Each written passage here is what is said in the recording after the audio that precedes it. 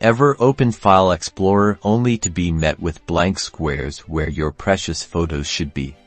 Let's fix that broken photo preview problem in Windows right now. First up, let's ensure Windows has the right settings enabled for viewing thumbnails. Open File Explorer, and up in the View tab, look for the Options button, click on it, and then select Change Folder and Search Options.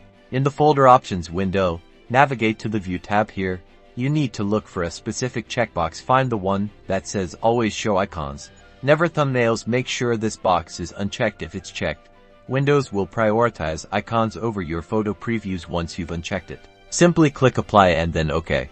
Sometimes, a simple restart of the File Explorer process can resolve display glitches. Press Ctrl, Shift, and S keys simultaneously to open the Task Manager in the Processes tab. Scroll down until you find Windows Explorer, right-click on it and select Restart.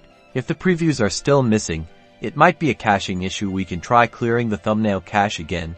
Open File Explorer and go to Folder Options from the View tab. In the Folder Options window, we'll be on the View tab again. Click the Clear button under the Privacy section. This will clear your file history and the thumbnail cache. Click Apply and OK.